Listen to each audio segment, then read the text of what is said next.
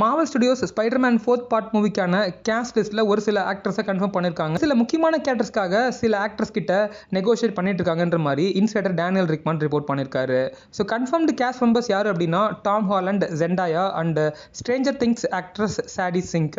ஜெண்டாயோட role இந்த மூவியில் ரொம்பவே சின்னதாக இருக்கும், அவங்களோட ஸ்க்ரீன் டைமும் ரொம்ப கம்மியாக இருக்குன்ற மாதிரியும் டேனியல் ரிக்மன் சொல்லியிருக்காரு. சாடி சிங்கோட கேரக்டர் என்னவா இருக்குன்றத இது வரைக்கும் கன்ஃபார்ம் பண்ணலை. மார்வல் ஸ்டுடியோஸும் பார்த்தீங்க அப்படின்னா அஃபிஷியலாக அதை ரிவீல் பண்ணலை. பட் ஃபேன்ஸ் தியரைஸ் பண்ணுறாங்க எக்ஸ்மென் டீம் மெம்பர்ஸான ஜீன் கிரே, ஃபயர் ஸ்டார் அப்படி இல்லாட்டினா உண்மையான மேரி ஜேன் வாட்சனாக இருக்கலான்ற மாதிரி. ஃபர்ஸ்ட் கிடைச்ச ரிப்போர்ட்ஸ் படி இந்த சாடி சிங்கோட கேரக்டர்ஸ் ஒரு ரெட் ஹெட்டட் பிளாண்ட் அப்படின்ற மாதிரியும் சொல்லியிருக்காங்க. ஸோ அந்த ரெட் ஹெட் கேரக்டர் கண்டிப்பாக மேரி ஜேன் வாட்சனாக இருக்கிறதுக்கும் வாய்ப்பு இருக்குது. ஜீன் கிரேக்கும் ரெட் ஹேர் தான், ஃபயர் ஸ்டாருக்கும் ரெட் ஹேர் தான். ஸோ நாலாவது கேரக்டர் யாராக இருக்கும் அப்படின்னா மார்வல் ஸ்டுடியோஸ் ஒரு ஃபீமேல் வில்லன் கேரக்டருக்காக அது 30 to 50 ஏஜ் குரூப்பில் இருக்கக்கூடிய ஒரு விமன் ஆக்டரை பார்த்துட்டு இருக்காங்கன்ற மாதிரியும் டேனியல் ரிக்மன் சொல்லியிருக்காரு. ஸ்க்ரீன் அப்பியரன்ஸில் ரொம்ப கமாண்டிங்காக இம்போசிங்காக இருக்கணுன்ற மாதிரியும் சொல்லப்பட்டிருக்கு. அதுக்கப்புறம் ஆல்ரெடி அந்த ஆக்ட்ரஸ் கிட்ட நெகோஷியேட் பண்ணிட்டு இருக்காங்க, ஆனால் அந்த ஆக்ட்ரஸ் யாருன்றது தான் தெரியல. It could be another red hat actress அப்படின்ற மாதிரியும் சொல்லியிருக்காரு.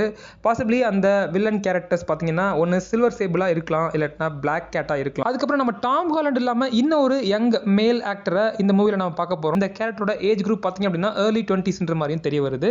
அது வந்து பாசிபிளி மைல்ஸ் மொரால்ஸாக இருக்குன்ற மாதிரி ஃபேன்ஸ் தியரைஸ் பண்ணுறாங்க. அதுக்கப்புறம் ஒன் ஆஃப் த ஸ்பைடர்மேன் வில்லன்ஸான mister negative AKA Martin Li, இந்த கேரக்டரில் யாராவது ஒரு மேல் ஆக்டரை கேஸ்ட் பண்ணுறதுக்கு பாசிபிலிட்டிஸ் இருக்குது. ஸ்பைடர்மேனுக்கு இந்த வில்லன்ஸை கம்பேர் பண்ணும்போது பிக்கர் த்ரெட்ஸை, பிக்கர் வில்லன்ஸை அப்போனன்ஸாக கொண்டு வந்தால் நல்லா இருக்குமா? அப்படி இல்லாட்டினா ஸ்பைடர்மேனோட ட்ரூ ஐடென்டிட்டியை பீட்டர் பார்க்கர் தான் ஸ்பைடர்மேன் அப்படின்றத என்டையர் வேர்ல்டுமே என்டையர் யூனிவர்ஸுமே மறந்துருக்கும். அதனால் திரும்பவும் அவரோட சூப்பர் ஹீரோ கேரியரை ஸ்ட்ரீட் லெவல் கிரைம் ஃபைட்டிங்லேருந்து ஸ்டார்ட் பண்ணாதான் நல்லா இருக்குன்றதுக்காக இந்த மாதிரி கேரக்டரை கேஸ்ட் பண்ணியிருக்காங்கன்னு நினைக்கிறீங்களா? கமெண்ட்ஸில் சொல்லுங்கள்.